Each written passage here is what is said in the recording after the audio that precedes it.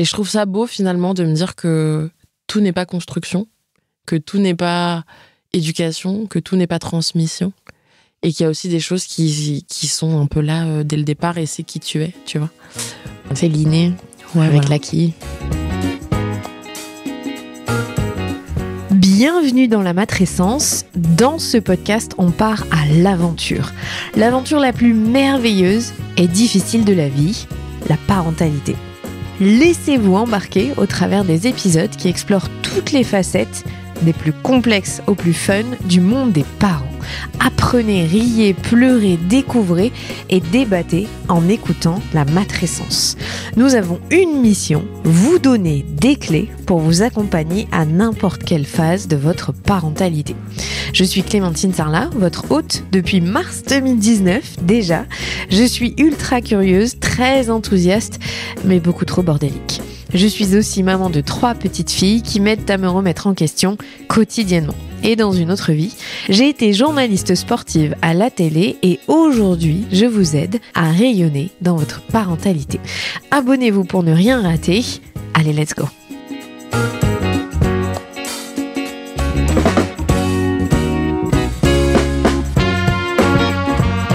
Elle est brillante, elle est pétillante, elle secoue nos préjugés sans jugement et elle veut changer le monde à travers l'éducation. Pour lever des tabous autour de la sexualité et du plaisir féminin, Camille Aumont-Carmel a lancé il y a 6 ans Je m'en bats le clito, le compte féministe sexuel qui vient t'éduquer pour reprendre le pouvoir sur ton plaisir.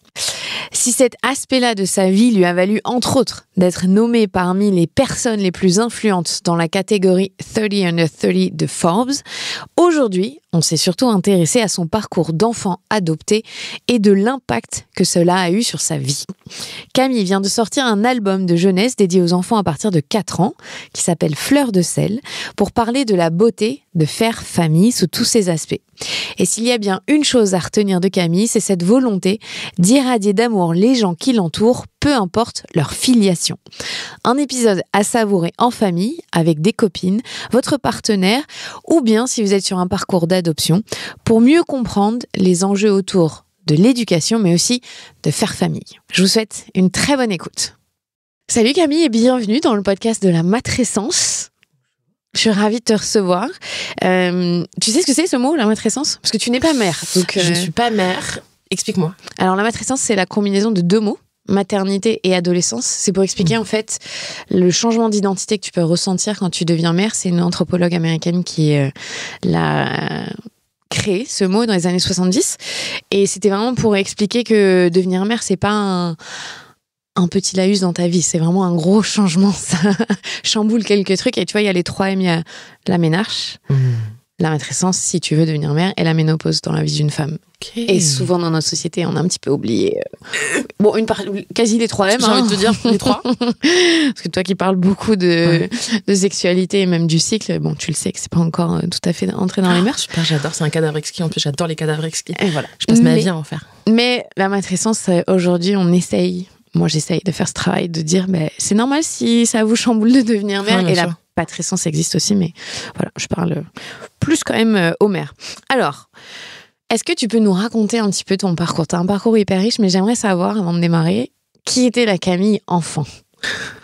À quoi ça ressemblait, toi, petite fille ? C'est une tornade. La Camille enfant, je pense qu'il y a la Camille plutôt bas âge, et après, il y a la Camille, tu vois, de mes 0 à mes 3 ans. J'ai un côté un peu je rentre dans le moule. On disait de moi que j'étais une enfant hyper autonome, où on va être surpris de mes capacités de développement, de mes capacités de communication.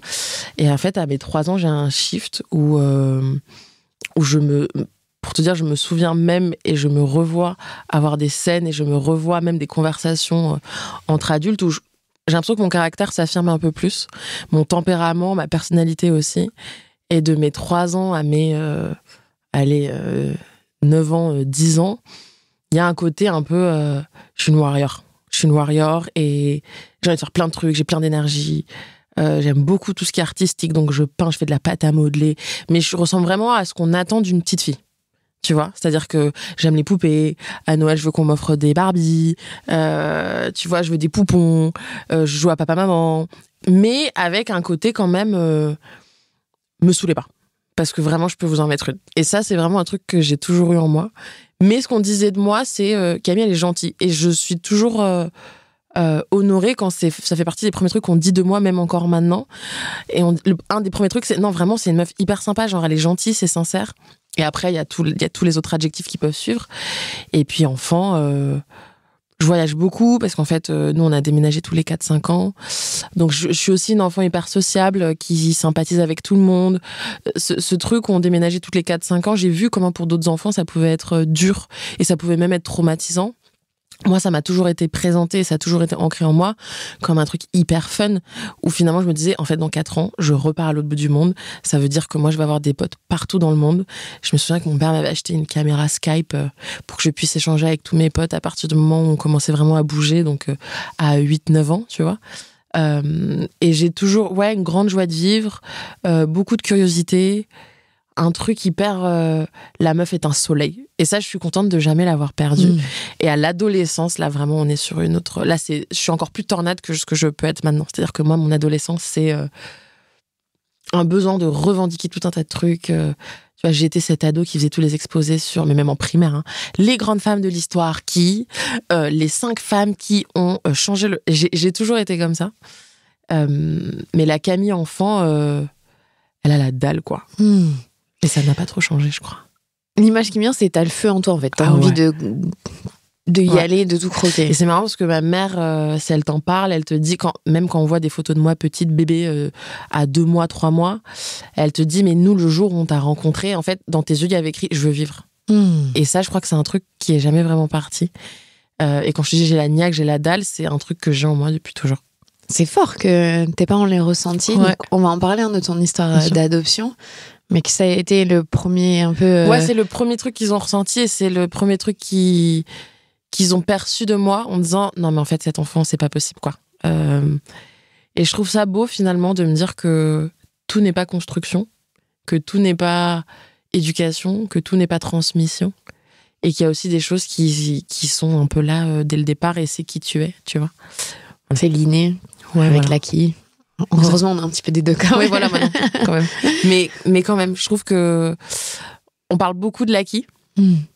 Et moi, de plus en plus, j'essaie de me concentrer sur l'inné et essayer de comprendre aussi initialement qui je suis, parce que je crois pas à ce truc de on est son père et ensuite on est éduqué. Et, tu vois, il y a quand même des choses qui font que on est qui on est. Et typiquement, ce genre de propos et de détails fait que on l'a su. De toute façon, l'épigénétique aujourd'hui montre qu'on récupère quand même les gènes de nos ancêtres et comment ils se sont sentis avant. Donc, on n'arrive pas vierge. Clairement, comme tu dis, il y a quelque chose avant. Alors, tu as une histoire singulière, je disais, tu as une histoire qui est teintée de l'adoption. Tu as été adoptée à tes 2 mois. Est-ce que tu peux nous raconter toute cette histoire, comment ça a démarré et comment tu es arrivée dans ta famille? Ça démarre en décembre 1996. À Niamey, au Niger, en Afrique de l'Ouest.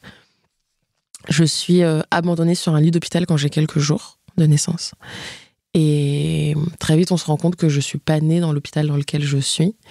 On essaie de trouver les personnes qui m'ont déposée là, mais en fait, les équipes les trouvent pas. Et donc, je suis placée dans un orphelinat, qui est l'orphelinat de Niamey, dans lequel il s'avère qu'à ce moment-là, à cet instant T-là, je suis la seule fille. Et donc, je suis entourée de garçons. Mes parents arrivent au Niger à ce moment-là pour leur travail, avec la volonté d'adopter, donc famille franco-libanaise, maman française et papa libanais. Et ils commencent les démarches et ils disent écoutez, on ne choisit pas parce que c'est pas le but et c'est pas comme ça que ça fonctionne, mais on leur pose la question vous, si vous auriez aimé avoir quel sexe pour un enfant et ils répondent nous, on aurait adoré avoir une fille, mais c'est pas ça le sujet, nous on veut un enfant. Et on leur dit mais il y en a qu'une seule. Et donc les démarches sont allées hyper vite. Et à 2 mois, j'étais chez nous. On a fait 5 ans le Niger, 4 ans la France, du côté de Montargis, 5 ans Madrid et 4 ans Madagascar pour le travail de ma mère. Moi, j'ai grandi avec une mère inspectrice de l'éducation nationale que je voyais finalement assez peu en comparaison avec mon père qui était en voyage d'affaires tous les 4 matins en train d'aller monter des projets éducatifs de transmission de langue à droite à gauche, et un papa au foyer qui a pris sa retraite quand j'avais 7 ans quand on a déménagé en Espagne pour s'occuper de moi, et c'était super comme modèle. Donc finalement j'ai grandi avec avec un modèle familial où la sécurité financière d'un foyer a toujours été assumée par une femme. Et ma mère était une entrepreneuse au sens j'entreprends et je get shit done, c'est-à-dire que j'ai des idées, j'ai des projets, et je fais en sorte qu'ils existent de plein pied. Et mon père, vraiment, il lisait un livre par jour, passionné de cuisine, de jardinage, de rhétorique. Moi, j'ai des images de mon père qui lisait des livres jusqu'à 4-5 heures du mat à fumer des clopes dans la cuisine. Donc, j'ai vraiment, tu vois. Et puis, au-delà de ça, dans mon éducation, mes tampons, mes serviettes, la gestion de mes règles, mes rasoirs, mes soirées pyjama, les réunions parents-prof, c'était mon père. Et ma mère était en mode bye, I got shit to do, et qui rentrait le soir, et c'est mon père qui avait fait à manger, tu vois. Mais par contre, c'est vrai que j'ai toujours été hyper consciente du fait que il y avait que moi dans ce modèle-là. La normalité de ta situation. Ouais. Donc, tu vois, j'étais là, ok, je vois bien que ça fait pas partie des choses qui se passent, et c'est pas ça la grande majorité. Mais, pour reparler de cette notion de norme, je me suis jamais sentie anormale. C'est-à-dire que je me suis jamais dit je ne fais pas partie de la norme, ma famille ne fait pas partie de la norme. Parce qu'en fait, ça a toujours été tellement assumé, ça n'a jamais été des points de tension. Moi, mon père, il a jamais eu besoin de revendiquer que c'était un père de famille. C'était pas ça le sujet. Et ma mère non plus, elle a jamais incarné ce truc de super héroïne et de super power girl. C'était juste, nous, ça fonctionne comme ça.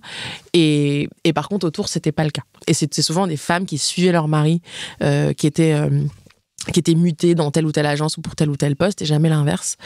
Moi, je suis passionnée de cuisine depuis que j'ai 5 ans. Je rêve d'être chef-feu depuis que j'ai 8 ans. Et je crois que la première fois que j'ai dit que je voulais être la première chef-feu noire française étoile au guide Michelin, j'avais genre 12 ans. Donc j'ai un vrai sujet avec le pouvoir et la place, et le fait de prendre de la place depuis toujours. C'est assumé. Donc ça va. Et je me souviens de conversations avec mes parents où vraiment nos seuls points de tension, c'était moi à 15 ans, 14 ans qui veut rentrer en France. À ce moment-là, on est à Madagascar pour faire un bac pro cuisine. Et je suis là, mais en fait, je sais que je veux faire ça. Donc en fait, tu sais, quand t'as un rêve et quand t'as une passion depuis toujours, t'es là. Vraiment, les 3 années de lycée, je ne comprends pas. Et des conversations avec mes parents qui essayent d'être pragmatiques, tangibles et raisonnés en me disant, vraiment, on t'aime d'amour et on est à fond derrière toi et on sait que tu veux faire ça, mais on veut juste que t'aies la liberté du choix. Et la liberté du choix, ça passe notamment par avoir un bac le plus général possible. Et vraiment, on t'assure que vraiment 17 ans pour commencer des études de cuisine, c'est OK, tu vois. Et donc, j'ai continué jusqu'à un bac L que j'ai eu à 17 ans. Et en terminale, j'hésite entre 2 voies. Sciences Po, parce que je veux être ministre de l'égalité. Et je veux faire de la politique et me battre pour les droits des femmes. Parce que mon féminisme prend de plus en plus de place. Mes engagements aussi. Mon côté coup de gueule et ma colère et mon indignation aussi, et je veux en faire quelque chose de sociétalement impactant, et en même temps faire Andy, parce que je veux être chef feu, et je finis par comprendre que franchement être une jeune femme noire d'1m85, coco rasé, avec le physique que j'ai, la gueule que j'ai, et l'indécence, toute l'indécence qui peut me caractériser, et essayer de prendre une place dans un milieu majoritairement dominé par des hommes blancs de plus de 50 ans, comme peut l'être la gastronomie française, c'est un acte politique. Et donc, j'intègre Ferrandi, école dans laquelle j'ai étudié pendant 4 ans, et j'ai été formée par les plus grands chefs triplement étoilés au guide Michelin. Et je pense qu'à la fin de mes études, je prends conscience de tout ce qui se passe dans ce milieu-là, mais je prends surtout conscience de ce que c'est que le patriarcat finalement, et de comment est-ce que ça se matérialise, et ça peut s'illustrer dans tous les domaines. Et finalement, je comprends que le sujet, c'est pas que la cuisine, mais c'est la cuisine, c'est la médecine, c'est le droit, c'est partout, et que du coup, on vit dans un système. Et je me dis, du coup, j'en fais quoi de ça? Et je commence de plus en plus à me pencher sur les questions de féminisme, à me pencher sur les révolutions féministes qui ont eu lieu. Et puis, on est en 2018, et je suis en lendemain de soirée, et je suis en train de décuver. J'ai 21 ans et j'ai mes 3 potes, mecs, 6 hétéros, qui parlent de comment faire jouer une femme. Comment te dire? Ça fait partie des grands moments de solitude de ma vie. On a toutes vécu un petit moment comme ça. On a tous vécu des moments comme ça, où tu te dis à quel moment vous vous dites ça, les gars. Et tu sais, j'ai un raisonnement hyper pragmatique à ce moment-là où je me dis, ok, vous êtes tous sexuellement actifs depuis plus de 10 ans, à ce moment-là, vous étiez tous en couple.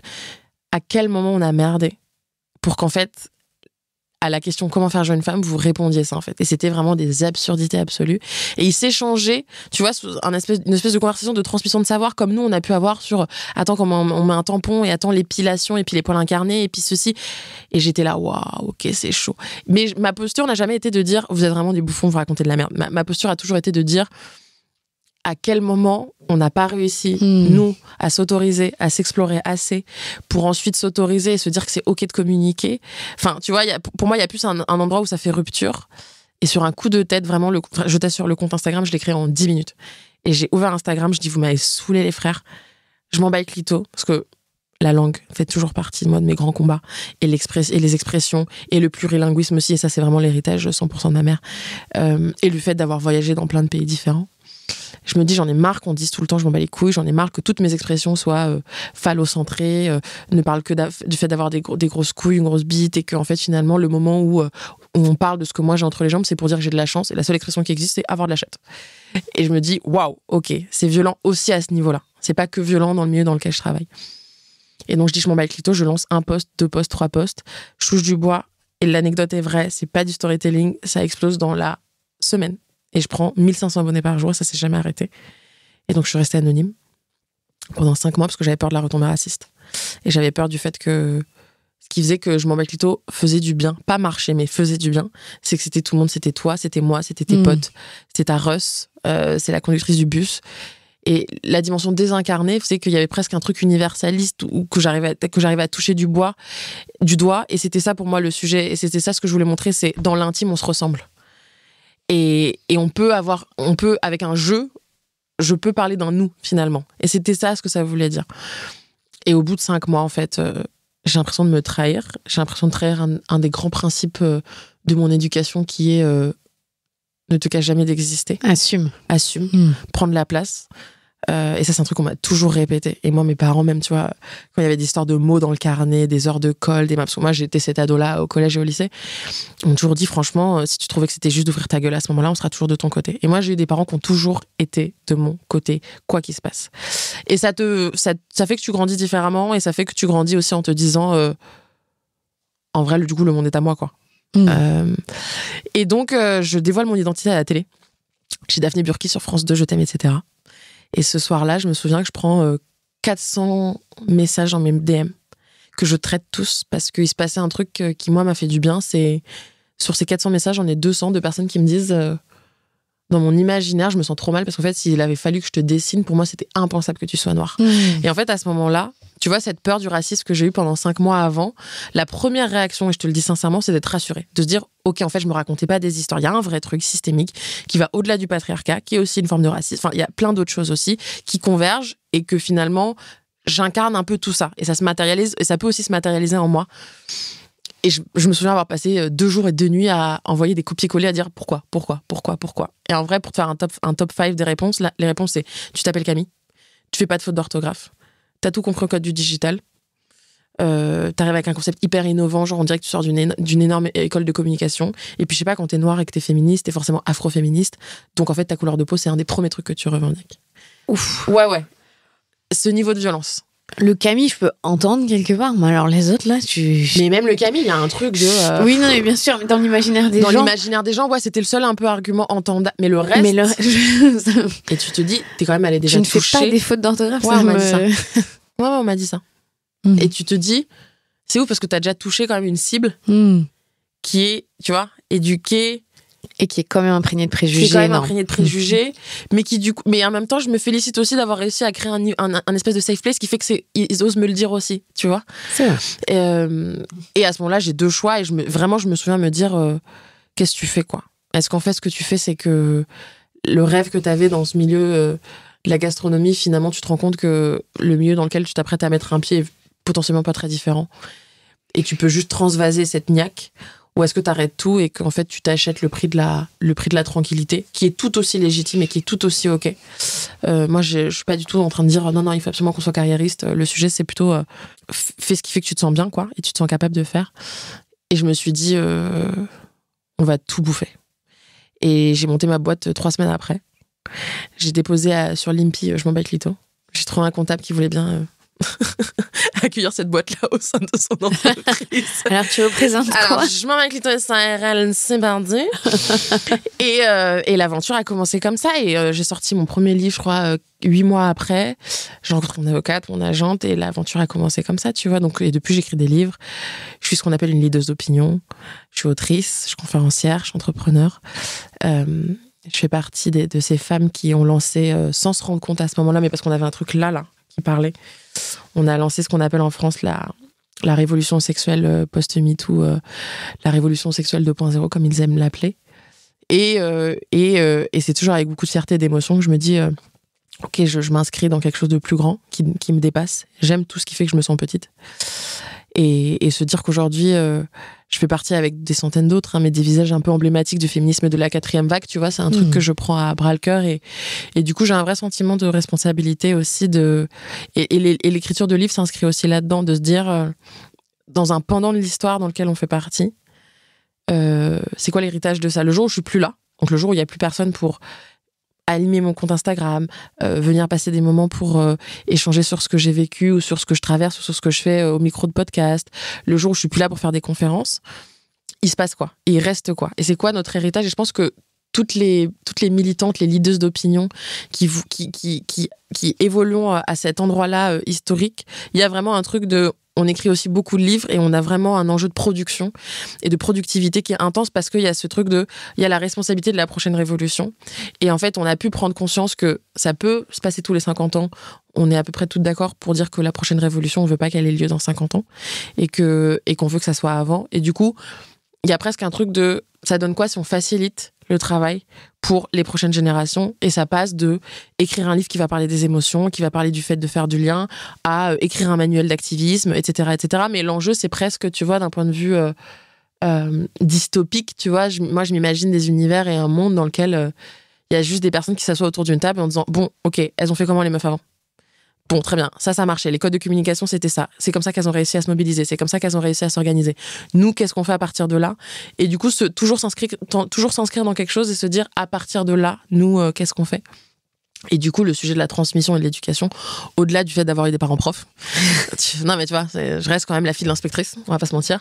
Il y a un truc quand même de la suite, quoi. La trace que tu laisses, la suite, dans quoi tu t'inscris, comment tu fais que c'est plus simple pour les générations qui suivent? J'ai fait un long monologue, hein, mais... Tu nous as raconté en long ce que tu as vécu, mais on va revenir à chaque fois, parce que tu le dis, tu es autrice, tu as écrit plusieurs ouvrages pour les adolescents, et aujourd'hui, là, tu en as sorti un pour les enfants. Ouais. Si vous êtes sur YouTube, que vous regardez, je vous le montre, c'est Fleur de sel. C'est un très bel album jeunesse. Et justement, ça parle d'adoption, ça parle aussi un petit peu de cuisine. À peine avec le titre Fleur de sel. Donc, en gros, quand t'es adoptée, si on revient à tes premiers mois de vie, tu restes vivre dans ton pays d'origine. Je trouve que c'est un super geste. J'ai pas ce sentiment de déracinement qui peut être vraiment négativement fondateur dans la vie et dans le parcours de pas mal d'enfants qui ont été adoptés. Moi, je suis restée dans mon pays d'origine pendant 5 ans. Et je trouve que c'est super. Même si tu as des souvenirs vagues, même si je pense avoir des souvenirs qui sont des souvenirs fabriqués, même si je pense que je recrée pas mal de souvenirs avec le nombre incalculable d'albums de jeunesse que mes parents ont fait à cette époque-là. Franchement, j'en ai plus de 20 immortalisés sur 5 ans, 10 ans de tout ce qui s'est passé dans ma vie, et je trouve ça super. Mais je reste là, donc finalement, tu vois, j'ai nounou, donc j'entends quand même la langue. Je reste dans un paysage où finalement, je suis une noire en Afrique et mes parents sont blancs, mais il y a quand même un truc où je me sens quand même entourée de personnes qui me ressemblent. Et ça, dans la construction, tu vois, et notamment dans la façon d'appréhender toutes les thématiques de racisme, de discrimination, je pense que ça en dit aussi long sur à quel point je me suis sentie équilibrée aussi émotionnellement, tu vois. Par contre, c'est vrai que, du coup, en sortant tu vois, quand j'étais à la crèche ou quand j'étais en maternelle, très vite, tu vois, il y a ce truc où toi, tes parents qui viennent te chercher sont blancs, toi, t'es noir. Tu vois d'autres enfants qui sont blancs, leurs parents sont blancs, ou tu vois des enfants qui sont noirs et leurs parents sont noirs, ou tu vois des parents ou des enfants qui sont genre café au lait, mais genre, il y a un parent noir et un parent blanc. Donc, il y a un truc un peu de genre basics couleur. Tu vois, ça matche pas. De le jaune et le bleu, ça fait du vert. Il y a un peu. Non, mais tu vois, quand t'es enfant. Les couleurs primaires, ils m'ont menti, là. Autant j'entends, je suis pas Einstein, mais franchement, jusque-là, je crois que je peux gérer. Et moi, j'ai posé la question très tôt, à 3 ans, et j'ai pas demandé. J'ai jamais demandé c'est qui mes vrais parents. J'ai jamais demandé pourquoi je suis là. Pour moi, ça a toujours été évident que mes parents, c'est eux, que ma famille, c'est celle-ci, et qu'on a fait famille et qu'on a décidé mutuellement de faire famille ensemble. Ça, il y a zéro. J'ai jamais remis en question ça. Même pendant les crises d'adolescence, tu vois, quand tu parles à beaucoup d'enfants d'adopter, il y a ce truc de mais de toute façon, t'es pas ma mère, t'es pas mon père, j'ai rien à faire là. Il y a ce truc de rupture que moi, j'ai jamais eu. Par contre, je leur ai demandé quand est-ce que j'allais devenir blanche. Pour moi, il y avait un truc de Ok, alors attendez. Du coup, il y a un truc qui fait que je bug dans ma compréhension. J'ai besoin de comprendre A plus B égale C. Et du coup, dans ma tête, ça s'est pas joué en me disant... En fait, on faisait tellement famille que je me suis pas demandé c'était quoi le sujet de couleur vis-à-vis de eux, leur couleur, et moi, du coup, ma descendance. Mais c'était plutôt, ok, vous êtes vieux, je suis jeune. Ça veut dire qu'en vieillissant, on devient blanc. Et du coup, moi, dans ma tête, plus j'allais grandir, plus j'allais m'éclaircir. Et il y a un truc aussi, tu vois, et du coup, tu meurs et t'es presque transparent, quoi. T'es translucide, t'es genre blanc écarlate. Et c'est comme ça que ça se jouait dans ma tête. Et là, ils m'ont expliqué. Ils m'ont dit pas du tout. Tu ne seras jamais blanche. C'est pas ça le sujet. Et j'ai pas de souvenir de cette conversation. Je pense que ça s'est joué aussi par bribes. Tu vois, c'est pas le truc. En fait, on imagine que c'est tu t'assois solennellement autour d'une table et c'est la grande annonce. Non, en fait, pas du tout. Tu sais, tu vis au quotidien et en fait, tu fais partie de cette famille-là. Donc, c'est plutôt des pistes de compréhension de la notion. En fait, on va plutôt parler de différence, mais on va surtout toujours replacer ça dans un contexte d'amour et en disant, mais pour nous, il n'y a pas de sujet, quoi. Et c'est complètement OK que t'aies des sujets liés au fait que tu comprennes même ce que c'est que du coup porter un enfant, la génétique, là, tu vois. Mais nous, on a décidé de t'adopter et ça laisse aussi beaucoup de place. Et moi, ça m'a laissé beaucoup de place à est-ce que je suis OK d'adopter en retour. Et souvent, tu vois, dans les débats d'adoption, la façon dont c'est traité médiatiquement, même parfois sociologiquement, il y a vachement ce truc de il y a des adoptions réussies et on oppose l'adoption, il y a des adoptions qui marchent, il y a des adoptions qui marchent pas. On peut l'aborder sous plein de prismes. Politique, géopolitique, historique. On peut replacer ça dans un contexte de colonisation. Il y a tout ce qu'on peut. Par contre, la dimension de consentement mutuel n'est jamais replacée au centre. C'est-à-dire que on adopte un enfant, les parents adoptent un enfant. Adopter un enfant, ça veut dire avant tout assumer de laisser de l'espace à ce que potentiellement ton enfant décide de ne pas t'adopter en retour. Et c'est OK. Tout aussi violent, dur que ce soit, adopter un enfant, avant tout, c'est ça. Dans un deuxième temps, adopter un enfant, c'est assumer d'adopter un enfant qui est traumatisé. De base. Blessure de l'abandon. Exactement. Et après arrive tout le reste. Mais moi, je sais que mes parents ont laissé beaucoup d'espace à nous, on veut faire famille avec toi, up to you. Je trouve que c'est hyper puissant ce que tu dis. Si jamais il y a des parents qui sont en processus d'adoption, je suis pas sûre que ce soit une notion qu'on envisage de dire peut-être que mon enfant, ça matchera pas. Il a le droit en fait. Ouais. Ce n'est pas un dû. C'est pas parce qu'on lui offre une vie différente. Je dis pas meilleure d'ailleurs. Je dis différente que l'enfant doit complètement en retour obligatoirement être attaché à cette famille. Et puis consentir à faire famille avec vous. Et mais je pense que quand c'est conscient, ça se passe différemment. Ouais, comme si il y a de l'espace. Il y a de l'espace. Et en fait, quand on te laisse de l'espace, souvent, tu vois, c'est comme dans les couples exclusifs ou non exclusifs, il y a un truc un peu quand t'as le droit, du coup, ça t'excite pas, tu vois. Non, mais le parallèle est atroce. Mais en fait, soyez un couple libre, c'est beaucoup mieux. Du coup, t'as plus envie de niquer avec d'autres gens, quoi. Mais il y a presque ce truc-là de... Je me suis jamais sentie pressurisée. Je me suis jamais sentie obligée. Mais par contre, ce que j'ai reçu et ce que je me suis pris, c'est une vague énorme d'amour et de présence. Genre, moi, mes parents, c'était vraiment genre, ils bougent up. Genre, c'est un socle émotionnel, physique, économique. Enfin, il y avait un truc de waouh, ok, d'accord, genre, c'est des tanks. Ils sont sécures, c'est ça qu'on dit. Sécure, safe. Et du coup, safe égale aussi safe place. C'est-à-dire que chez moi, j'ai jamais fugué. Enfin, je sais pas comment t'expliquer. Ce qu'on peut associer même à des imaginaires de crise d'adolescence, qui peut être double crise d'adolescence quand potentiellement t'as un parcours où t'es un enfant adopté, tu vois. Et c'est surtout, en fait, et souvent, dans les parcours d'enfants qui ont été adoptés, quand on parle de la crise d'adolescence, déjà, je trouve qu'une des grandes erreurs, c'est qu'on le resitue pas dans ce que c'est que l'adolescence de base. Donc ça n'a peut-être rien à voir avec le fait que t'es un enfant adopté, mais c'est surtout une prise de conscience. Et en fait, moi, cette prise de conscience de, ok, en fait, ce qui m'est arrivé, c'est genre, ah ok, en fait, c'est traumatique. Ok. À la base, mon histoire, c'est ça. On peut décider derrière de ne pas l'aborder sous le prisme traumatique. Moi, c'est ce que je fais, tu vois, de ne pas l'aborder sous le prisme traumatique, de ne pas l'aborder sous le prisme de l'abandon, de ne pas l'aborder sous le prisme de la dépendance ou l'indépendance émotionnelle, de la capacité ou non à faire du lien. Par contre, initialement, c'est ce qui s'est passé. Et donc, quand entre 15 et 20 ans, t'as tous ces ados qui disent « Mais en fait, t'es pas ma mère, t'es pas mon père », avant tout, c'est une prise de conscience du trauma que c'est. Et c'est des personnes qui, du coup, disent « Peut-être parce qu'on m'a pas laissé l'espace pour avoir le choix, je m'autorise à faire ce choix-là de la non-réciprocité. Tu vois, je me l'offre, ce truc-là. Et en vrai, je l'entends. Je dis juste que moi, dans mon parcours, c'est pas ça. Et ça s'est fait en douceur, et ça s'est fait... par exemple, tu vois, il y a beaucoup de parents qui adoptent, qui disent oui, c'est mon fils adoptif. Tiens, qu'on a besoin de préciser. Quand bien même, ils n'aient pas eu des enfants aussi biologiques. Tu vois, mais juste, oui, il y a ce besoin de rajouter et de préciser. Alors, moi, mes parents ont toujours dit, ouais, c'est notre fille. Mais ce qui fait que ça devient un non-sujet, ce qui fait que... C'est assumé. C'est assumé, et c'est ce qui fait que même... tu vois, moi, j'ai perdu mon père quand j'avais 14 ans, mais je me souviens de conversations, genre 2 ans, 3 ans après, avec des amis, avec la mère d'amis de mes parents, qui me voit, on s'est pas vu pendant 5 ans, donc j'ai vachement grandi, et qui vraiment dit, non, mais c'est vrai que le père était grand.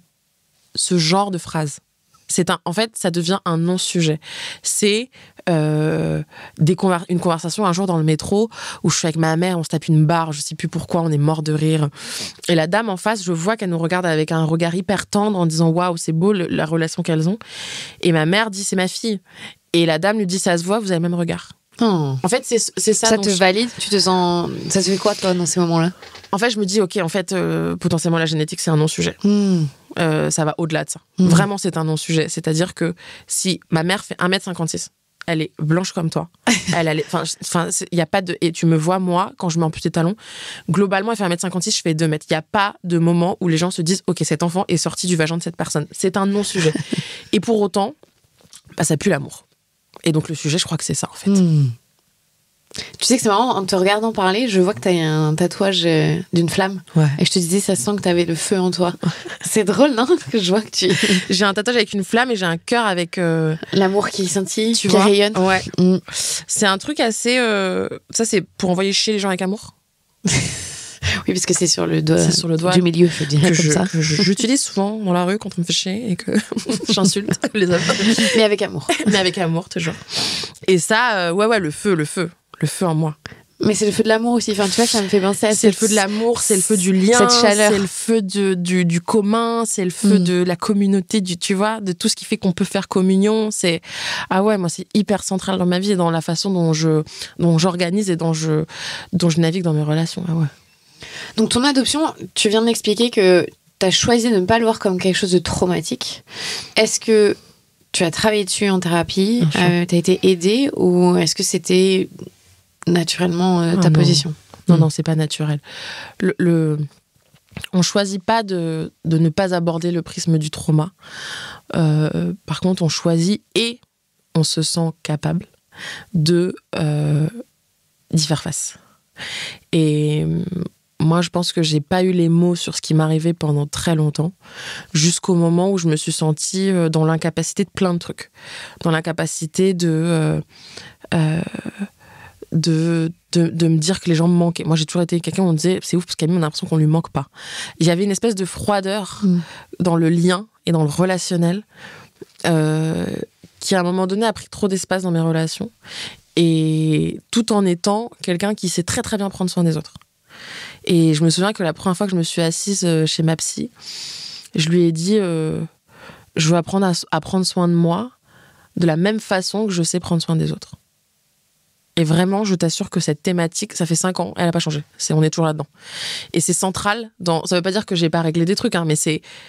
En fait, j'ai annoncé... Il y a presque un truc de note d'intention qui était la thématique globale de moi, ma thérapie.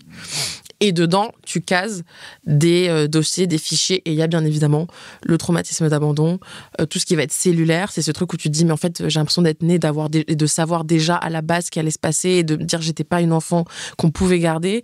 Il y a tout un tas de trucs où tu deals aussi, et tu apprends à gérer et à voir comment est-ce que la façon dont on parle dit aussi long sur...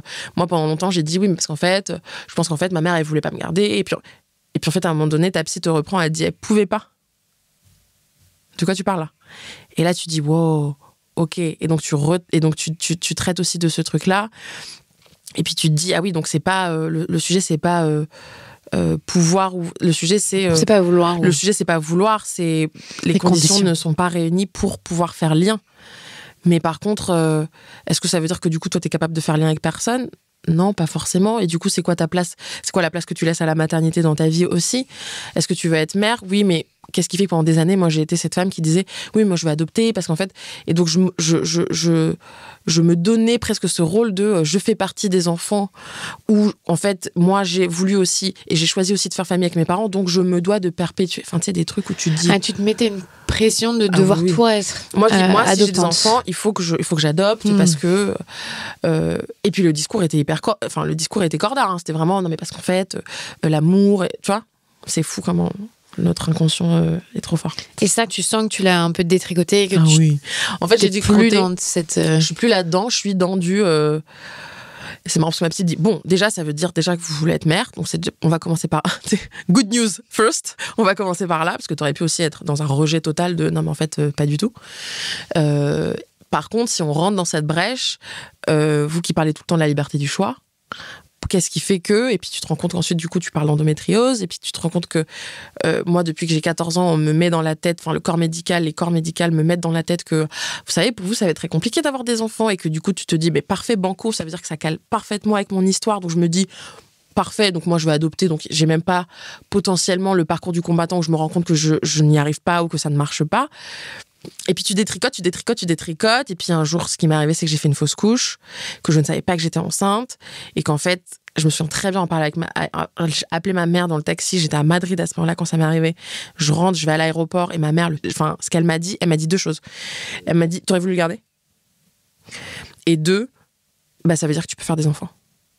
Mais tu crois que moi je suis là-dedans à ce moment-là, je suis en orbite, je suis en décompensation, et en fait le fait de me dire ok, donc, je peux tomber enceinte.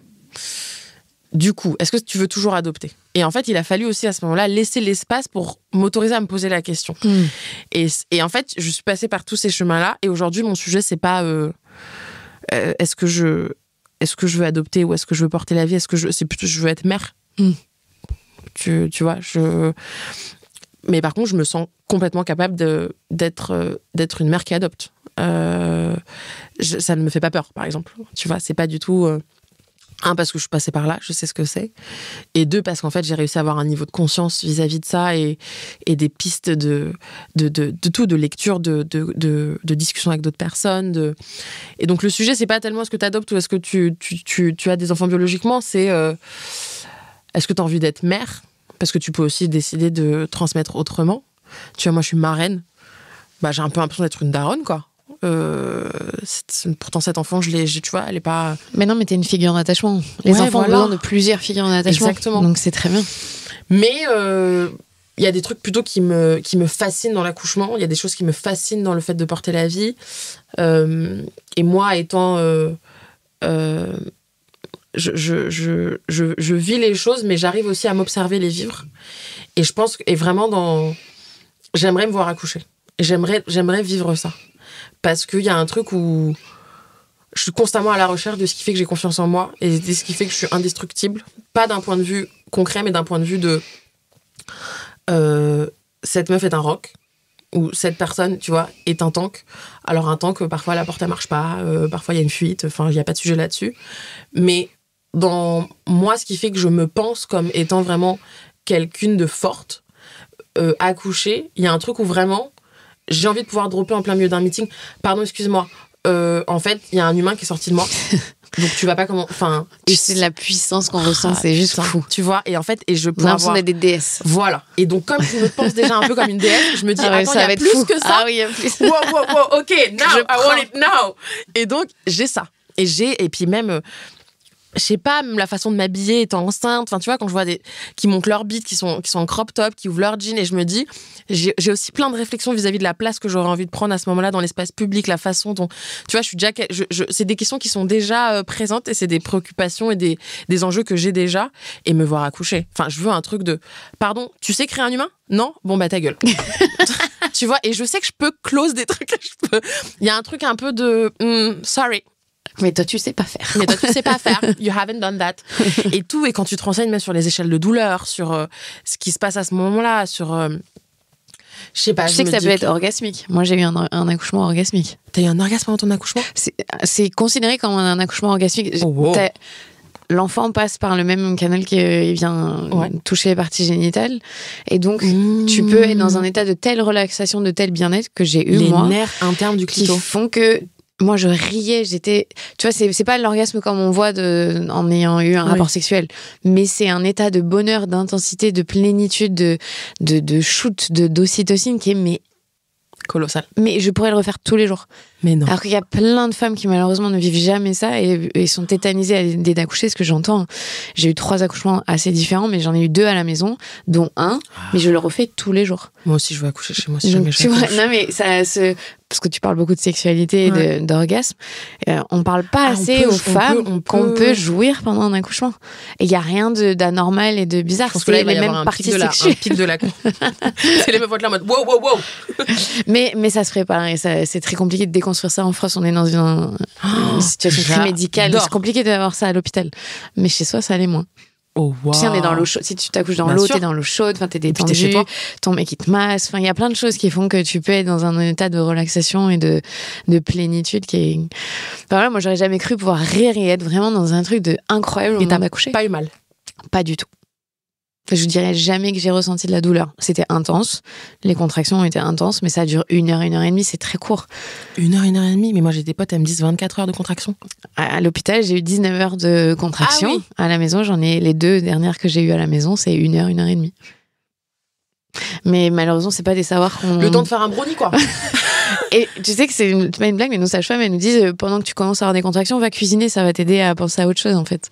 Et elles sont normalement dans le coin, et les sages-femmes qui accompagnent à la maison, elles peuvent être en train de tricoter, parce qu'on sait que ça fait le tricot, on sait que ça fait baisser la tension qu'il y a dans la pièce. Mais tu vois, moi, ça, j'adore. Mais oui, juste ça tirait très bien. Et on filme un docu et tout, genre, we show people. Moi, j'ai filmé mon dernier accouchement. Mais il faut le vivre pour le comprendre. Mais c'est vrai que tout cet aspect sexuel de l'accouchement, qui fait très peur et aux médecins, faut pas le dire, et aux femmes, et aux maris. Tu peux te masturber même pendant l'accouchement. Il faut. En fait, par exemple, si tu veux accélérer le travail, par exemple, toucher les tétons, se faire des câlins avec son conjoint ou sa partenaire, ça va accélérer le shoot de cytocine. Et donc tu prends un vibro et tu peux te... je sais pas si moi j'ai pas fait ça, d'accord, mais oui, je pense qu'effectivement, si t'es dans cette vision-là de l'accouchement, moi, je suis dans tout cette vision-là de l'accouchement. Décuplé. Tout ce qui peut être jouissif, globalement, mais c'est... juste de le dire, ça peut être jouissif en accouchement. Ça peut être incroyable, mais pas de la manière dont on l'envisage comme un acte sexuel, c'est vraiment pas ça. Mais ça peut être puissant. Donc c'est vrai que tu te vois avec ton auréole de doré au-dessus de toi. Par contre, le seul truc qui me fait peur, c'est qui suis-je après. C'est genre... Parce que là, je me vois maintenant... Tu redescends pas pendant longtemps. Si un accouchement se passe comme ça pendant des semaines et des semaines, t'es en train de planer. C'est trop bien. Et ça, c'est hyper grave. Et du coup, le postpartum se passe vraiment mieux. C'est juste fou quand ça se passe comme ça. Bah, tu vois, c'est ça me donne envie d'être enceinte et d'accoucher. Non, mais vraiment. Alors, dans 9 mois, Camille. Stay tuned. Non, pas du tout. Mais par contre, ça ne me fait pas peur et ça me donne envie et je me vois être mère, mais parce que j'ai un côté déjà très c'est Laurie d'ailleurs qui me faisait la bise hier. Laurie Tillman. Ouais, Laurie Tillman qu'on embrasse, avec qui j'ai passé la soirée, et elle m'a fait la bise. Elle m'a dit j'adore parce que ton parfum il sent le chaud, genre elle me dit t'as un côté câlin, enveloppante. Oh waouh. Et j'ai trouvé que c'était un super compliment. Et c'est vrai que j'ai un côté comme ça, j'ai un côté très nourricière, mais au sens premier du terme, c'est-à-dire je fais à manger pour les gens, je peux te déposer des tuppers chez toi, ça c'est parfait pour les femmes qui viennent d'accoucher. Ça c'est parfait. Une de mes meilleures amies a accouché 6 heures après. J'étais à l'hôpital avec une nappe. Je lui avais fait ses pâtes préférées, plateau de fromage. Genre, moi, mais je suis cette personne. J'aime nourrir au sens, tu manges. Et je te remplis le bide. Genre, je sais pas, c'est des trucs qui me font vachement de bien. Voilà. C'est ta façon de montrer l'amour. Complètement. C'est mon love language. I give you food. Quand on est un enfant qui est adopté, une jeune femme qui est adoptée, est-ce que envisager de devenir mère, justement, ça peut venir chercher quelque chose de très fort dans la génétique? Parce que là, pour le coup, tu viens transmettre ta génétique et que tu ne connais pas. Complètement. Ça a quel impact sur toi? J'adore que tu me poses cette question, il y a tellement de personnes qui en parlent pas. Alors, je vais te répondre très sincèrement. C'est, en fait, dans ce rapport au lien du sang, tu te dis... du coup, là, ça veut dire que je vais savoir ce que c'est. Mais pas savoir ce que c'est en disant c'est flippant, en disant, du coup, moi, ma connaissance de mes liens du sang, ça commence là. Ça commence pas avant. Ça a été hyper dur pour moi. Pas de me dire, je connais pas la personne qui m'a... C'est pas ça le sujet, c'est dans ma capacité à me raconter la dimension génétique, même si elle n'est pas centrale et même si elle n'est pas importante, moi, ça me fait flipper de me dire, ok, ça commence là. Avant, je peux raconter plein d'autres choses. La transmission, l'amour, le sacrifice, la discipline dans l'éducation.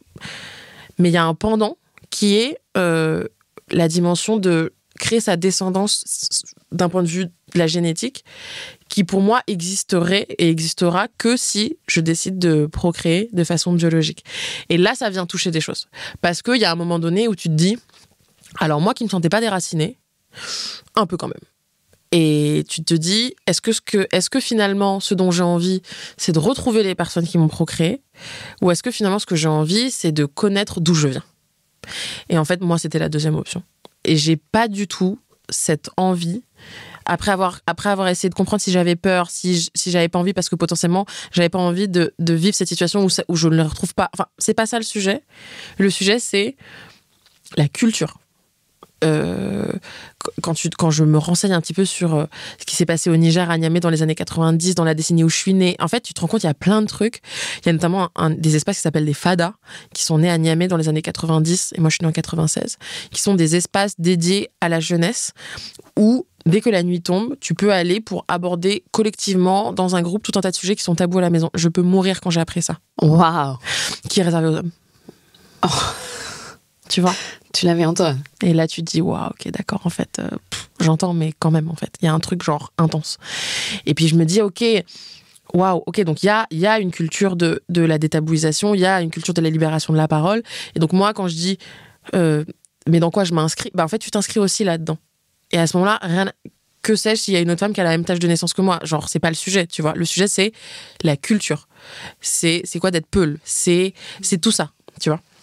Et donc, dans la réflexion, dans ma capacité à me projeter en tant que mère et dans même ce projet même qu'est la maternité ou le fait de devenir parent, il y avait plutôt pour moi un besoin de pouvoir répondre à ces questions-là culturelles, mais pas forcément génétiques. Et du coup, c'est venu challenger du coup, tu retournes quand au Niger, Camille? Parce qu'en fait... Et j'ai eu longtemps ce truc de... mais en fait, Niger, Brésil, Madagascar, Espagne, c'est des destinations comme les autres. Enfin, globalement, j'ai été 5 ans en Espagne, j'ai été 5 ans au Niger, 5 ans à Madagascar. Genre, je mettais tout sur un pied d'égalité de le vécu elle-même. Non, la genèse n'est pas la même. Et donc, là, je suis passée d'avoir très peur d'y retourner à trop hâte. Mais j'ai envie de le faire bien et j'ai envie de le faire à ma façon et j'ai envie de prendre le temps de le faire. Et je crois que j'ai pas envie d'aller toute seule. Mais je sais pas non plus avec qui j'ai envie d'y aller. Enfin, tu vois, il y a tout ça. Donc, dans cette projection de être mère, c'est pas la dimension génétique qui est venue me challenger, c'est la dimension si on me dit tu viens d'où, c'est quoi ton histoire, j'ai aussi envie de pouvoir raconter ce pendant-là de l'histoire. Ta culture. Exactement. Surtout avec autant de marqueurs forts où je me dis, waouh, je vais me prendre une baffe de l'espace. Donc, ouais. Et puis, j'ai pas envie si jamais mes enfants me disent, mais du coup, t'es né dans quel pays, on y va quand? Je t'avoue que j'ai pas envie d'y retourner pour la première fois potentiellement avec eux, tu vois. J'ai envie d'avoir aussi un antécédent. Ton moment voilà. à toi. Ouais. J'entends tout à fait ce que tu dis sur le fait que ça change rien de savoir qui est la personne qui t'a mise au monde, mais est-ce que t'as eu envie ou ça te titille de comprendre ce qui s'est passé? Parce que c'était fort ce que t'as dit, ta psy, c'est qu'elle ne pouvait pas, ta mère. Ouais. Enfin, ta mère, pardon, ta mère biologique, c'est la personne qui t'a mise au monde. Ouais. Tu vois, d'avoir la compréhension de ce qui s'est joué à ce moment-là. C'est marrant que tu me poses la question. Ce matin, donc j'ai des petites insomnies la nuit. Et alors, je suis pas du tout... je suis pas si branchée que ça, énergie, vie antérieure, genre, pas le délire. Mais va savoir pourquoi.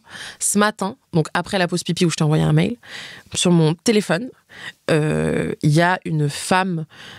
faudrait que je te retrouve et que je te le renvoie parce que là je vais être bancale dans la façon dont je vais en parler, mais qui en gros analyse les différentes taches que tu peux avoir sur le corps et les hyperpigmentations, et elle fait une conférence et donc il y a une dame à un moment donné qui lui pose une question et qui lui dit moi j'en ai une qui ne part pas, et moi c'est le cas après avoir fait tous les traitements du monde entre la lèvre supérieur et le nez, tu vois, au niveau là, à ce niveau-là, et j'ai une espèce de démarcation, et la dame lui demande, elle lui dit côté gauche ou côté droit, et elle dit les deux, et elle lui pose tout un tas de questions, on a exactement la même marque, et elle dit ah bah là il faut que tu ailles chercher dans ton arbre généalogique et dans ta lignée de femme avant, parce que ça, c'est le symbole de violence sexuelle.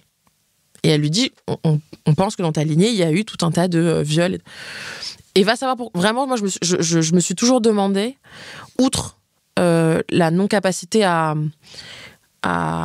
élever un enfant, d'un point de vue économique, d'un point de vue...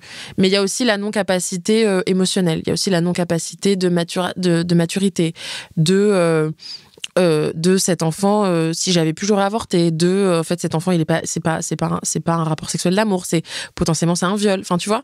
Et donc, la seule interrogation que je me pose, c'est est-ce que cette femme-là n'est pas tombée enceinte parce qu'en fait, elle a vécu des violences sexuelles. Et c'est où? Et vraiment, tu me poses la question, ce matin même, je suis tombée sur... Et j'ai un peu... Ça m'a fait bizarre, donc j'ai fermé, j'ai enregistré en me disant, j'irai plus tard. Et je me dis, mais moi, j'ai un tel engagement contre les violences, genre, il y a un truc, tu vois. Et donc, c'est la seule question que je me pose. Par contre, est-ce que j'ai un besoin de compréhension vis-à-vis de ça ? Je suis pas sûre que j'ai envie... Enfin, je suis pas sûre que j'ai besoin de savoir, oui, potentiellement, la femme qui t'a porté pendant 9 mois est tombée enceinte parce qu'elle a... C'est pas ça, mais c'est plutôt d'en savoir plus sur vraiment la situation des violences sexuelles, de l'excision dans ce pays-là. Moi, je suis née dans un pays où il y a encore de l'excision, il y a encore des mutilations génitales. Le clitoris, c'est un symbole d'oppression. Donc, en fait, quand parfois la nuit, je dors et que je me réveille et je me dis, est-ce que ça veut dire que potentiellement, si t'étais restée, t'aurais pu être une femme excisée ? Oui. Qu'est-ce que tu fais aujourd'hui ? Ok. Et aujourd'hui, les gens dans la rue, pour m'interpeller, m'appellent clito. Mais sauf que moi, dans mon histoire, ça résonne tellement autrement. Et donc, tu vois, c'est plutôt la trajectoire, c'est plutôt l'intensité de la trajectoire en 27 ans de vie qui, pour le futur, pas me fait peur, mais je trouve ça hyper vertigineux. Je me dis, si là, en 27 ans, c'est ça ce que j'ai capté, et c'est ça ce qui s'est passé, et c'est ça ce que ça raconte aussi, moi qui veux vivre jusqu'à 100 ans, j'ai un peu peur. Je me dis, c'est ouf. Mais j'ai toujours dit, je mourrais à 100 ans épuisée en manif un jour en disant, j'arrive pas à croire qu'il faille encore que je m'en batte le clito. Tu vois, un truc un peu... Je pense que je serais épuisée, rincée, en ayant... Je peux pas donner plus, je peux pas écrire plus, je peux pas transmettre plus. Mais ça pose ces questions-là. Tant d'un point de vue de l'organe, qui est le clitoris, tant d'un point de vue de la situation des violences sexuelles, et vraiment cette tâche, et c'est marrant parce que j'en parle avec mon dermatologue, il me dit, je sais pas. Parce qu'en fait, tu l'avais pas de naissance, donc c'est pas ta tache de naissance, alors que là, j'ai une tache de naissance, tu vois, qui est là depuis toujours. Ça part pas, c'est le seul endroit où j'en ai. Tu vois, j'ai fait tous les traitements, toutes les machins, toutes les analyses, et en fait, juste la question la conclusion, c'est de l'hyperpigmentation. Mais c'est chelou, tu vois. Et ce matin, je tombe sur ça, et elle te dit, ouais, c'est typiquement l'endroit, et elle me dit, le fait que ce soit pas d'un côté, pas de l'autre, elle dit, faut aller chercher dans votre arbre généalogique, dans vos antécédents, c'est des manifestations physiques de violence sexuelle. J'étais sur le cul. Et j'étais là en mode, ok, let's do this. Mais je te dis, ce qui me challenge et ce qui vient réveiller des choses, c'est plus la dimension racinaire, territoriale, culturelle, ce bagage-là, que le bagage génétique, ou même de retrouver ces personnes-là, ou c'est pas tellement ça mon sujet. Mais souvent, je me pose la question, je me dis, si cette femme est encore en vie, je sais pas ce qu'elle pense. Je me dis que tu dois y penser tous les jours. J'ai vu, tu vois, une de mes meilleures amies, quand elle a accouché, j'ai vu sa fille, elle avait 6 heures, tu vois. Et je me dis, waouh. Et après, je l'ai vue sortant de la maternité 3 jours. Et je dis, ah ouais, faut vraiment pas avoir le choix. Faut vraiment pas avoir le choix. Et d'une certaine façon, c'est venu me conforter et m'apaiser sur plein de trucs, parce que je pouvais être dans un discours de elle a pas voulu. Alors, le sujet, c'est pas ça. Non. Et puis, tu sais, on commence un peu à en parler, mais la santé mentale d'une femme enceinte et en postpartum d'accoucher, c'est extrêmement particulier, cet état-là. Ça peut faire ressortir des choses, ça peut être vraiment quelque chose de très compliqué. Et en fait, t'es pas du tout accompagnée. Et bon, voilà, donc dans un environnement où peut-être potentiellement il y a eu des violences, où il y a des problématiques financières, c'est trop, en fait. C'est trop. Donc c'est vrai que ces questions-là d'abandon, on labellise comme ça, c'est peut-être pas forcément de l'abandon, c'est de la détresse, c'est de la non-capacité. Enfin, c'est pas le choix. Ouais, c'est de je peux pas, c'est du ouais, c'est plein de trucs. Et donc et là, je parle plutôt pour les enfants qui ont été adoptés. Il y a un truc de... Si à un moment donné, t'en as voulu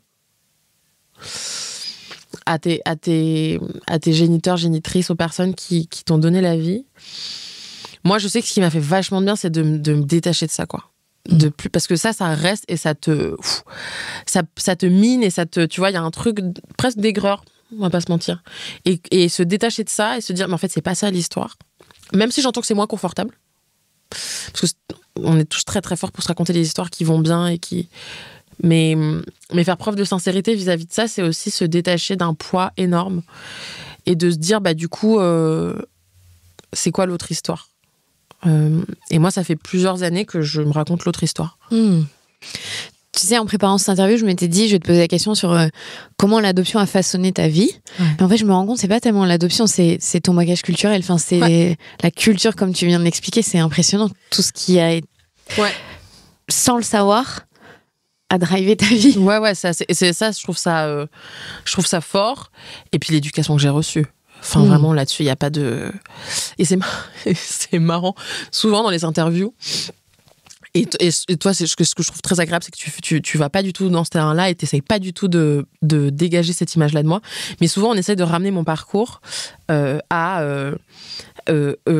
trauma d'abandon, au fait de se dire, OK, en fait, c'est parce que tu as été abandonné, que tu as été adopté, qu'aujourd'hui... Et en fait, j'entends, mais souvent, je dis... non, je suis une enfant bourgeoise de parents inspecteurs. Et en fait, au-delà de tout ce qu'on se raconte là, faut aussi resituer dans... J'ai eu 2 parents qui ont fait des bêtes d'études, hyper smart. J'ai eu un père qui littéralement a dédié de mes 7 ans jusqu'au moment où il est mort, toute sa vie à mon éducation, comment faire de cet enfant une bête de société, comment lui transcrire tous les bons codes. Et en fait, c'est aussi ça. C'est pas que... cet enfant avait envie de vivre et on l'a vu depuis qu'elle a 2 mois. C'est aussi l'éducation que j'ai reçue, la transmission, le bagage culturel, le bagage social, le bagage économique, le fait que j'ai voyagé, Et il y a tout ça aussi à ramener dans qui je suis aujourd'hui et dans ce que je fais. Et tu vois, quand j'écris des livres, j'écris pas que des livres parce que j'ai un sujet avec la transmission, j'écris aussi des livres parce que j'étais entourée de livres. Parce que j'ai vu toujours mes parents lire, parce que j'ai vu mon père lire 1 livre par jour. Je veux aller dans les écoles et rencontrer des jeunes et tout ça, parce qu'en fait, j'ai vu mes parents faire ça toute leur vie.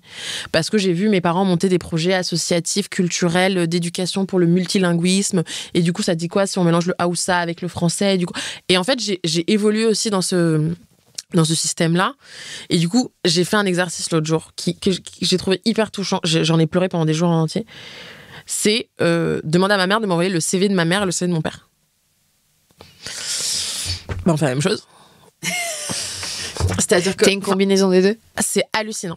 C'est hallucinant. Et dans ce truc de dans quoi tu t'inscris et dans les outils qui te permettent de te demander dans quoi tu t'inscris, quand tu n'as pas d'arbre généalogique ou quand potentiellement c'est pas un outil qui t'intéresse parce que tu as envie de te focus sur ce qui est transmis et ce qui est et pas forcément ce qui est inné.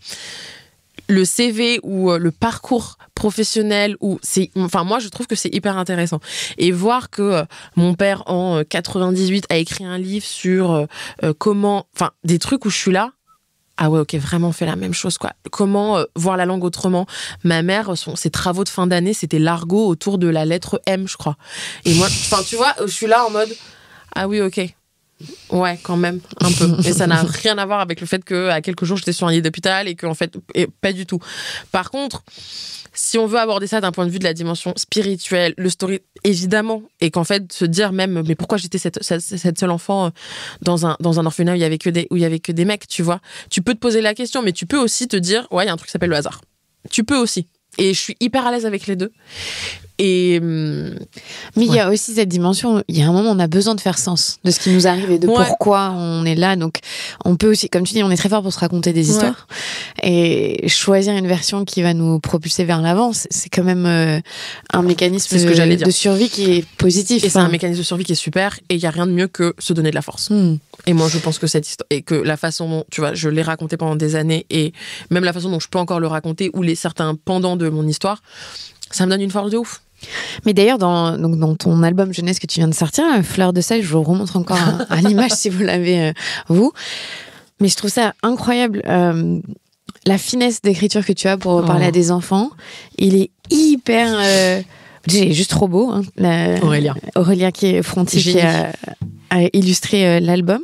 Donc c'est l'histoire de Ouda, une petite fleur, qui va être déracinée finalement et se construire autour de gens qui ne lui ressemblent pas. Et pourquoi tu as voulu écrire une histoire pour des enfants, sachant que tu n'as pas d'enfants encore, et que c'est pas un thème qui est très abordé dans la littérature jeunesse, l'adoption? Bien sûr. Alors, moi, j'ai voulu écrire un livre pour enfants parce que, après avoir écrit 2 livres pour adolescents, je voulais aller encore plus jeune. Parce que, tu vois, moi, ça fait 6 ans que j'ai ce compte Instagram, je m'en bats avec Lito. Ça fait 6 ans que je vais par monts et vaux dans tout le monde entier pour aller rencontrer des adultes, des jeunes, pour leur parler tout un tas de thématiques, pour les aider, les accompagner dans cette démarche qu'est la déconstruction. Et en fait, au bout de 6 ans, tu te dis, alors c'est super, mais il y a un truc qui marche aussi super, c'est de bien construire, plutôt que de mettre beaucoup d'énergie dans la déconstruction. Et donc, repartons à la base. Repartons basics. Et donc, j'ai décidé à un moment donné de plus me centrer sur la jeunesse. Et le livre pour enfants, c'est plusieurs choses. Un, c'est mon rêve depuis que j'ai 15 ans, d'écrire un livre pour enfants. Moi, j'ai adoré tous les Claude Ponty. Moi, je suis une passionnée. Chien bleu de Nadja, je crois que je le lis toutes les semaines, je l'ai en grand chez moi, tellement c'est un livre que j'adore. Tom Ungerer. Enfin, j'aime la littérature jeunesse et j'aime les livres pour enfants. Même étant encore adulte, j'en lis encore. Dans le fait d'écrire un livre pour enfants, c'est un exercice aussi d'écriture quand t'es écrivaine où ça te force à avoir une certaine forme de modestie que t'as pas forcément quand t'écris des livres pour adultes. Ça te force à collaborer au sens et à ce que ton univers coexiste, c'est-à-dire que l'histoire toute seule ne peut pas exister sans l'illustration. Et donc en fait, l'objet tel que tu l'imagines n'existe à la fin que parce qu'il y a 2 personnes qui ont décidé de faire famille sur un projet. Et qu'à un moment donné, dans cette capacité et finesse que j'ai de rentrer dans l'intime des gens, que ce soit avec les livres, tu vois, les mots du cul, par exemple, les gens le mettent dans les toilettes, c'est le livre qui était sur la table de chevet, tu cornes une page pour que ton mec il lise telle page. Et j'aime beaucoup, moi, j'aime beaucoup ce biais que j'ai dans les livres, qui est les livres qui rentrent dans l'intime. Et qui rentrent dans l'intimité des gens. Et il y a un autre pendant de l'intime que j'adore, c'est les routines dodo. Et moi, parce que je vois comment font mes potes, mes copines et mes potes qui ont des enfants, et il y a un truc que je trouve hyper beau, presque sacré, c'est la routine dodo. Et cette capacité et ce pouvoir, du coup, qu'il ne faut pas prendre à la légère, que tu as de influencer les rêves que vont faire tes enfants.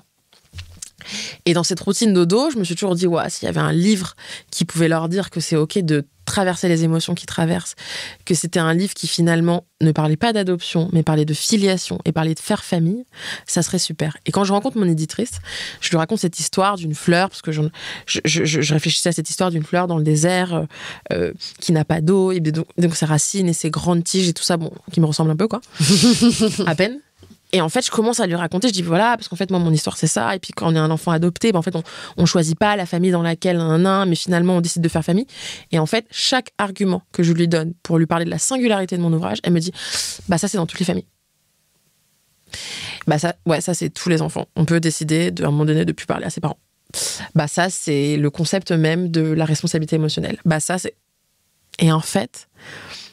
Et c'est d'ailleurs la seule raison pour laquelle on a signé. Elle me dit, moi, je ne publierai pas un livre qui parle d'adoption. Je publie un livre qui parle aussi à des enfants et à des familles qui ne sont ni adoptantes et à des enfants qui n'ont pas été adoptés. Et donc, comment on est passé d'adoption comme thématique à faire famille. Et les émotions, moi, c'est un truc qui me passionne parce que j'apprends à les traverser de façon beaucoup plus simple. J'apprends à peut-être moins les juger. Et je me dis que on n'a pas assez abordé ça sous le prisme de c'est aussi un apprentissage d'apprendre à repérer les émotions et à ne pas les juger et à juste les accepter et les traverser. Et je me dis, waouh, le sel, ça serait super parce que moi, la cuisine, c'est ce qui fait que j'arrive à faire communion. Et d'ailleurs, en fait, chez moi, il y a toujours du monde à la maison. Les gens viennent toujours manger. Ils arrivent avec des tuppers parce qu'ils savent que je fais 3 fois trop à manger et que tu repars. Et que la table, ça a toujours été, pour moi, la matérialisation de... Ça donne quoi si je réfléchis à un truc qui fait que je peux mettre autour d'une table des gens qui sont pas d'accord, qui se connaissent pas forcément, presque qui s'entendent pas? C'est quoi le truc qui fait que tout le monde ferme sa gueule pendant 2 heures et qu'en fait on est d'accord? Faire à manger. C'est le seul truc que j'ai trouvé à date pour faire communion entre humains. Je prends toutes les autres propositions. Moi, c'est le seul truc que j'ai réussi à faire. Et chez moi, depuis la nuit des temps, ça marche comme ça. À l'adolescence, il y avait du monde qui venait manger tous les midis chez moi. Enfin, chez moi, ça s'appelait la maison du peuple. Enfin, ça a toujours été comme ça chez moi. Et puis je me dis, les larmes, peut-être qu'on les accepterait moins si on en tirait quelque chose. Si c'était pas juste j'ai pleuré, je me sens mieux. Et puis je me dis, mais en fait, les émotions, ça se traduit beaucoup. Enfin, ça devrait peut-être plus se traduire par des larmes si on en a envie et qu'en fait, finalement, le fait est qu'on ne s'autorise pas.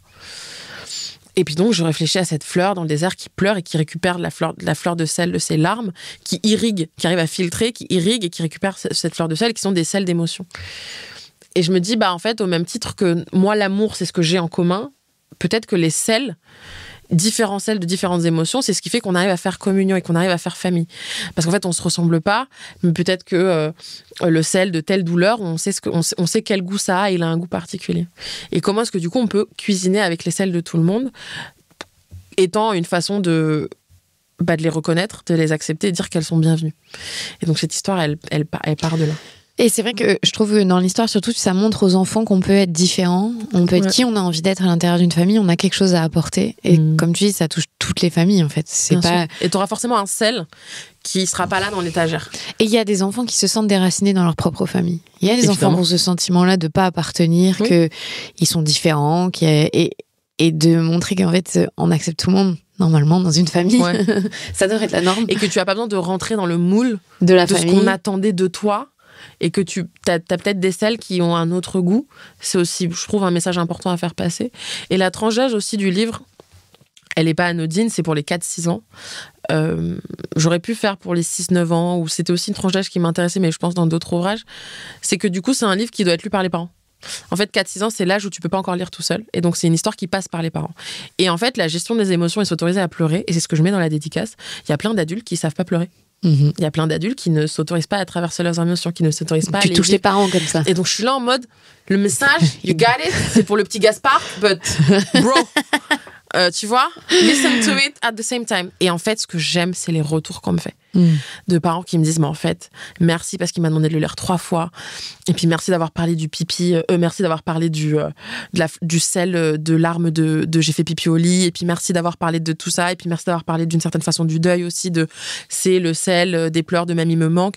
Ça a permis à plein d'enfants de dire, ah ok, donc en fait, sur un même pied d'égalité, on met le sel de pipi quand je fais pipi au lit, le sel de ok. Donc en fait, j'ai pas à les envisager comme une pyramide, j'ai juste à les vivre. Et en plus de ça, il y a une épicerie qui est pour moi une des grandes scènes. Ça me fait penser à l'épicerie dans Charlie et la chocolaterie, tu vois, où c'est infini et donc il y a plein de sel. Et c'est plutôt un message et une proposition de dire, trouvez ce qui fait que vous arrivez à faire communion. Trouvez ce qui fait que vous arrivez à faire famille. Et c'est pas forcément ce que vous avez en tête.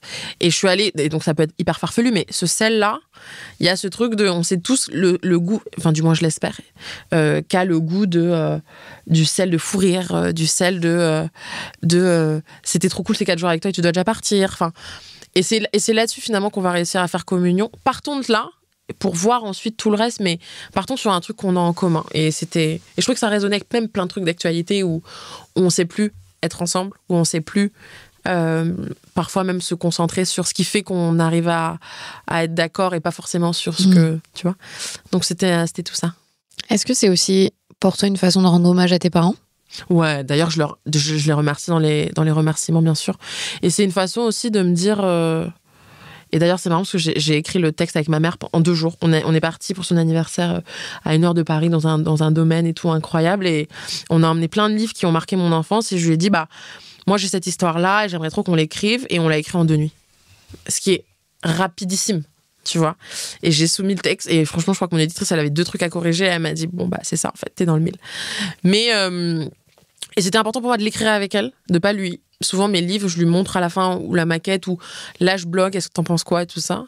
Là, je voulais qu'elle en fasse partie, parce qu'elle fait partie de ma notion de famille. Et dans cette notion aussi d'héritage et de transmission, tu vois, j'arrive à un âge où je lui transmets autant qu'elle me transmet. Et ça, je trouve aussi, on en parle très très peu, ce moment où t'as presque l'impression, toi, d'éduquer aussi tes parents. Notre génération, on en parle, sur on est un tempo-là. Ouais. On aime bien. Et je trouve ça trop bien. Il y a beaucoup de parents quand même qui sont réceptifs et il y en a d'autres pour qui c'est plus dur. Il y en a qui luttent. Luttez pas. Lâchez prise sur ça. Et donc, il y avait un peu ce truc aussi de... on le fait ensemble. Et puis ma mère, enfin voilà, tu vois, 15 piges d'éducation, enfin bref, on n'en passe les détails, mais she knows. Et voilà. Ouais, c'était complètement un hommage et c'était aussi une façon de dire, moi, dans mon éducation, en fait, voici ce que ça donne.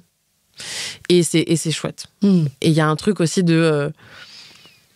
je n'étais pas un projet. Par contre, mes parents avaient un projet éducatif, même si ma mère me dit c'était pas conscient. Mais en fait, dans la façon dont j'ai été élevée, si. Et ce projet éducatif, il s'avère qu'il s'est matérialisé en moi. Mais avant tout, il y avait une volonté de transmission. Et c'est aussi une façon de dire le projet a marché, quoi.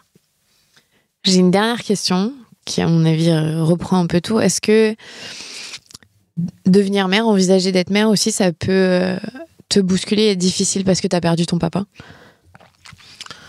Très bonne question. Je suis pas sûre. Je pense que c'est plutôt... dans le fait d'avoir perdu mon père, c'est plutôt là, maintenant, tous les trucs où tu te dis « Putain, ce con, il est pas là ». Genre ça, ce livre-là, il aurait trop kiffé, ou tel truc, il aurait trop rigolé, ou là, j'aurais trop aimé savoir ce qu'il aurait pensé. Donc, en fait, moi, dans mon processus de deuil, tu vois, il y a eu beaucoup d'années où c'était dur, mais dans le sens où, tu sais, t'y penses en disant du coup, c'est la merde parce qu'il est pas là. Et en fait, à un moment donné, je suis passée dans une étape où je me disais, mais si tu t'amusais à te demander ce qu'il aurait pensé, ça donnerait quoi? Et en fait, ça m'apporte. Il y a des moments où je me dis, ouais, mais en fait, il est encore là. Enfin, genre, c'est pas possible, tu vois. Et du coup, dans cette capacité à me projeter en tant que mère, j'ai pas l'impression que ça joue beaucoup, mais c'est plutôt dans la capacité à relationner avec les hommes. Bien plus que dans le fait de me projeter en tant que mère. C'est plutôt de me dire, putain, mais j'avais un daron, il envoyait du pâté, genre... là pour moi, là pour mes potes, pas le père dont t'as honte, qui m'a transmis un milliard de trucs, daron féministe, Et du coup, je me dis, est-ce que je recherche la copie conforme de mon daron chez un mec ou pas? Ou est-ce qu'en fait, finalement, juste, tu peux aussi parfois juste dire, non, juste, c'est un mec chambé, et je crois que je veux juste un mec chambé, et qu'il y a des choses sur lesquelles je suis pas prête à faire de concessions, tu vois. Par contre, l'amour sain que j'ai vu chez mes parents, c'est-à-dire... Je ne les ai jamais entendus s'engueuler. Je ne les ai jamais entendus hausser la voix. Je n'ai entendu que des conversations. Ils se montraient qu'ils s'aimaient. Ça, ouais, par contre, c'est un truc où je pense qu'aujourd'hui, je me dis, moi, je veux vraiment ça. Et si j'ai pas ça, du coup, résultat, ça fait 6 ans que je suis célibataire. Mais je me dis pas, je veux mes parents. Je veux recréer ce qu'ont eu mes parents. Je me dis pas, je veux un mec au foyer comme mon daron. Par contre, ce que je me dis, c'est un bête d'exemple. Et en fait, l'amour sain que j'ai vu, en termes d'expectation, je veux ça. Je veux pas moi. Mais parce que je l'ai vécu. Et je vois aussi ce que ça donne. Et je vois ce que ça donne en termes d'éducation. Et je vois dans quel espace, du coup, en tant qu'enfant, moi, j'ai grandi. Et ça, par contre, je me dis oui, c'est aussi ce que je veux pour plus tard. Mais non, parce qu'à un moment donné, tu avances dans ta life et puis tu te dis, j'ai perdu mon père, mais bon, je vais pas m'arrêter de vivre non plus. Et puis je fais des trucs chambés. Et puis non, tu vois. Mais je me dis, ce con, il rate trop de trucs, quoi. C'est plus dans la notion de filiation dont tu parlais, de faire famille et de se dire, il sera pas là pour voir quand moi je construis ma famille. Ouais. Mais par contre, en le plaçant dans un truc au même titre qu'il était pas là pour ma soirée de lancement de mon premier livre, en même titre que, tu vois, je l'inscris dans un truc de ma vie est lourde. Et en fait, en vrai, t'as beaucoup taffé pour qu'il se passe ça. Et là, aujourd'hui, tu vois pas, genre, tu casses les couilles. Pourquoi? Genre, tu casses les couilles. Mais love, quoi. Non, je comprends ce que tu veux dire. Oui. Ouais, c'est plutôt ça. Écoute, merci beaucoup. Merci à toi. J'ai adoré. Trop bien tes questions. Oh, merci. Ah ouais, non, mais j'ai pu parler librement et tout. Genre, j'adore. Donc, dans à peu près 2 ans, on saura que Camille a accouché à la maison. 3 orgasms, bitches. 3 orgasms at home. 2 cookies. Elle l'aura filmé. Vous aurez vu Laura et son corps sortir, s'élever. Netflix. On sign the deal. Mais on a besoin de gens qui représentent l'accouchement à la maison, qui valorisent. Moi, quand j'en parle à mes potes, génial. Pourquoi tu vas accoucher à la maison? Mais si jamais ça se passe mal, et je suis là. Mais en fait, vous êtes les premières à dire, je vois pas pourquoi j'aurais à l'hôpital parce que je suis pas malade. Et je dis, en fait, je enceinte et accoucher, c'est pas être malade. Ce n'est pas être malade. L'accouchement à la maison est très bien encadré par des professionnels. Non, moi je veux accoucher at home avec mon petit jus de bissap, mon coussin que j'aime bien, que je kiffe depuis. Ma Zikmu, chez WAM. Les copines, si elles veulent être là sur le canapé, elles sont là sur le canapé. Enfin, il n'y a pas de... Raison. Pardon. En fait, je t'encourage. Ouais, et puis en fait, j'ai tellement taffé pour qu'en fait, chez moi, c'est un espace où on se sente bien. Et mes potes, l'illustrent bien. C'est-à-dire qu'en fait, ils veulent pas partir de chez moi quand ils sont chez moi. Et parfois, ils m'appellent et disent, je suis juste en bas de chez toi, je peux venir boire un café. C'est pas un safe place. Et ça, c'est un safe place. Et au-delà de ça, et je pense que toi, t'as la même chose avec chez toi, c'est pas un espace de passage, c'est pas un lieu de passage, c'est un lieu de destination. Et c'est hyper important. Et qu'en fait, t'as la chance d'avoir réussi à créer un lieu de destination. Mais du coup, pourquoi tu veux aller accoucher à l'hôpital où c'est un lieu de passage? Oh, comment c'est beau ce que tu viens de dire. Enfin, pardon, hein. Mais en fait, tout a été réfléchi pour que chez moi, je me sente bien, ça soit un safe place. Mais au-delà de, tu vois, mais même les gens le disent et le ressentent, en disant, ouais, c'est chaud, on est bien, le plaid, le machin, tout est bien, la light et tout. Et du coup, pourquoi mon enfant, j'irais lui faire, allô? Un petit LED là, une tu lumière vois, blanche. Où ça pue et en fait, on me donne de la vieille purée de carottes dégueulasse, alors qu'en fait, tout le monde sait que je cuisine tu fais, allô, c'est pour me faire péter un câble. Mais du coup, vous voulez que je sois violente? Bah là, je vais être violente. Mais tu sais que la chose numéro 1 qu'une femme doit ressentir quand elle accouche, c'est de se sentir en sécurité. Bon, voilà. Pour certaines, c'est l'hôpital et pour d'autres, c'est la maison. Oui, parce que Voilà. j'entends, parce que pour certaines, le sujet, c'est si mon bébé ou s'il se passe Tout un à truc, fait. j'entends. Il y en a pour qui c'est inimaginable, mais c'est normal. Et c'est au vu normal. de leur parcours aussi. Moi, je suis en Mais mode, on est chacune différente. girl, you know how to do it. Tu as raison. Genre, you know. Your body knows, you know. Et ton mec, bah frérot, masse-moi les lombaires, quoi. Pas si tu veux, mais masse-moi. Je crois que tu as tout compris, meuf. C'est bon, on est bon. Non, mais vraiment, je pourrais pas dire mieux. Non, mais voilà. Tu as ce qu'il faut. Et étroite. Juste pour pouvoir dire, alors excusez-moi, vous avez un enfant qui est sorti de votre vagin? Non? Bon, bah déjà, la meuf qui va devenir Insupportable. après. En mode, mais tu sais, Camille, peut-être, et ma psy va me dire, peut-être que c'est pas l'argument que vous pouvez donner à chaque fois pour tout. Peut-être que certains, ça peut les heurter. Peut-être que c'est pas le sujet central de l'argumentaire et qu'en fait, voilà. Mais bon, ça sera une autre Et ben thérapie. écoute, Camille, je te donne rendez-vous dans X années quand tu Ouais, on seras refait un là, épisode. et on refait un épisode sur ce moment j'adorerais. incroyable Ah ouais, où j'adorerais. t'auras enfanté. Trop cool. Merci beaucoup, Camille. Bisous. Merci. C'était trop cool. Vous venez d'écouter un nouvel épisode de La Matrescence. Merci infiniment pour votre soutien. Si vous voulez découvrir de nouvelles pépites, n'hésitez pas à aller sur le site www.lamatrescence.fr. Vous pouvez également vous abonner à la newsletter qui sort tous les vendredis. Rendez-vous également sur le site pour pouvoir vous inscrire. Ensuite, vous devez vous abonner sur votre plateforme d'écoute pour pouvoir recevoir les notifications. C'est ce qui fait grandir ce podcast. Merci infiniment et continuez de partager ce savoir autour de vous. Je sais que c'est comme ça que beaucoup des auditrices et des auditeurs ont découvert ce podcast. Alors un grand merci. Prenez soin de vous. À la semaine prochaine.